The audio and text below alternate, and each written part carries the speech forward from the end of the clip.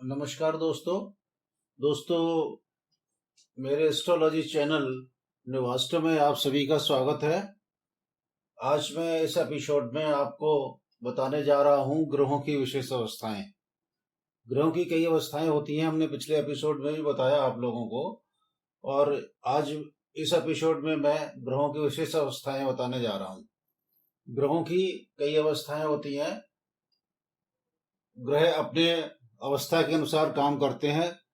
जितनी उनमें पावर होती है अवस्था के अनुसार विकसित होती है, और जिस अवस्था में वो पहुंचता है उसके अनुरूप ही वो काम करता है, वैसे ही परिणाम देता है और वैसे ही उसकी क्रियाएं होती हैं। तो वो जिस राशि में होता है और उसकी जो अवस्था होती है वहां पर, उसके अनुरूप ही वो परिणाम देता है। और ये जो विशेष अवस्था है ये राशियों के हिसाब से है।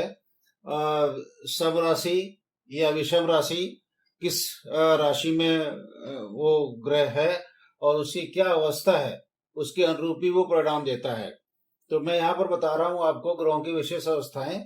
और अवस्था में जैसे मैंने लिखा हुआ यहाँ पर, ये देखेंगे आप, बाल, कुमार, युवा, वृद्ध और मृत। जैसे हमारा अपना शरीर है,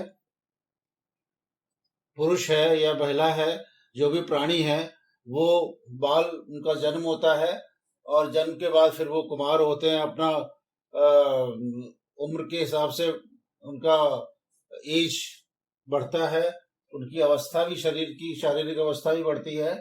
और इसके बाद फिर युवा हो जाते हैं। युवा अवस्था में वो अति सक्षम हो जाते हैं, दिमागी तौर पे भी और शारीरिक रूप से भी।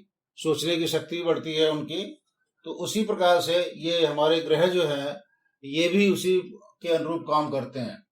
तो बाल अवस्था हो गई इनकी, शिशु अवस्था से लेकर के और 6 डिग्री तक, 6 साल 8 साल, जो भी आप इस हिसाब से समझते हैं समझ लीजिए इसको। उसके बाद कुमार हो गया, 6 से 12 वर्ष या डिग्री हम यहाँ पर कह सकते हैं। युवा हो गया 12 से 18, यानी 12 से 18 वर्ष का।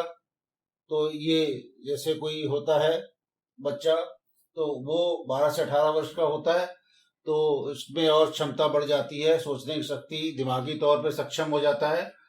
तो उसी प्रकार से इसके बाद जो 18 से 24 का जो ग्रह होता है वो वृद्ध हो जाता है। वृद्ध माना जाता है उसको कि वो और कार्य करने की उसमें क्षमता नहीं रही है।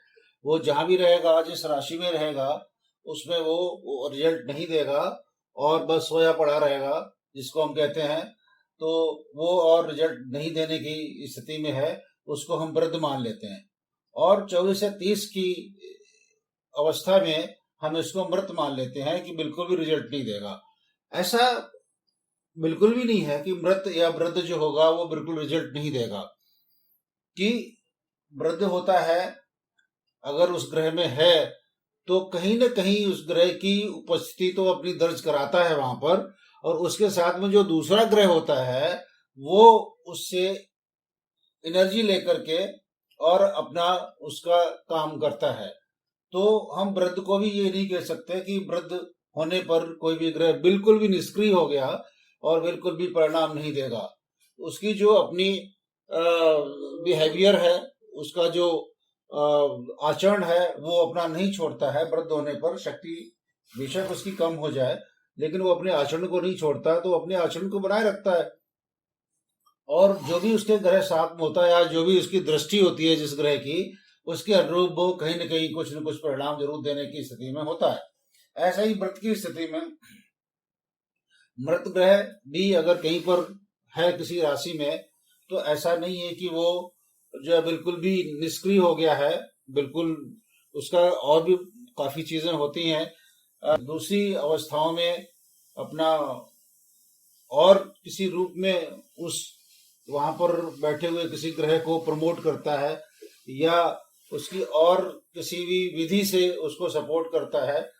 तो वो जो ग्रह होता है उसमें, या उस पे किसी की दृष्टि पड़ रही है वहां पर, उस जिस घर में है या जिस राशि में है, तो उसका परिणाम कहीं न कहीं उसका भी योगदान जरूर रहता है उस हाउस में, उस राशि में जहां पर भी वो उपस्थित होता है। ऐसा नहीं है कि बिल्कुल मृत या वृद्ध होता है ग्रह तो उसका कोई परिणाम नहीं मिलता, तो उसका अवश्य पर कुछ कुछ उसका परिणाम होता है। लेकिन ऐसा अमूमन माना गया है कि बाल और मृत ये दो अवस्थाएं इनकी ऐसी हैं जो जिनका परिणाम मिलने की संभावना ना के बराबर ही होती है। इस और बाकी ये हमारी दो अवस्थाएं जो है ना, कुमार और युवा, यहाँ से कुछ परिणाम अच्छे मिलते हैं ऐसे जो इस अवस्था के ग्रहों से। और वृद्ध अवस्था में ये जो है ना परिणाम उतना अच्छा नहीं मिलता है, क्योंकि वृद्ध है, ग्रह अपने राशि में है, हाउस में है, तो वहां पर अपनी उपस्थिति दर्ज कराता है और जो भी दृष्टि या उसका जो कार्य है उसके हिसाब से जो परिणाम हो सकता है वो उसको देता है।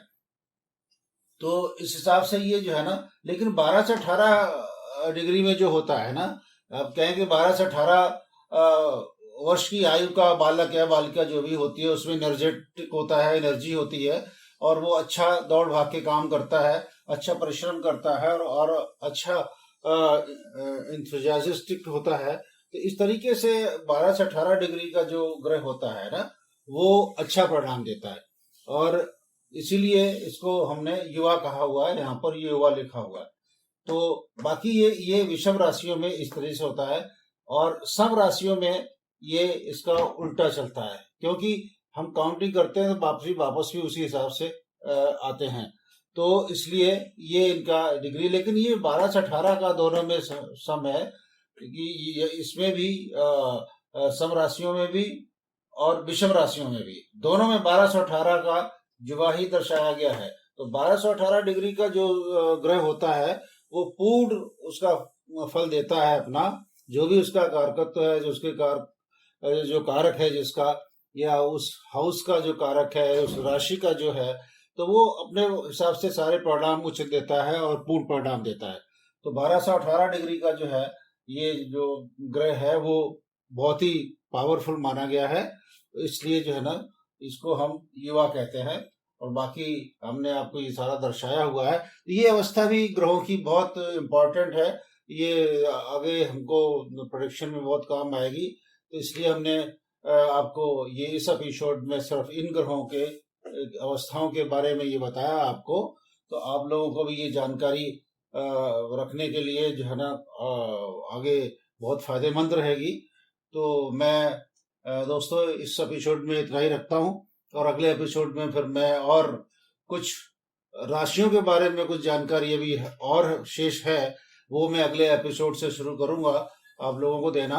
तो इस एपिसोड में यहीं पर हम विराम लेते हैं, और कि अगर ये एपिसोड मेरा आपको अच्छा लगा तो आप इसको लाइक करें, सब्सक्राइब करें, शेयर करें। Thank you very much.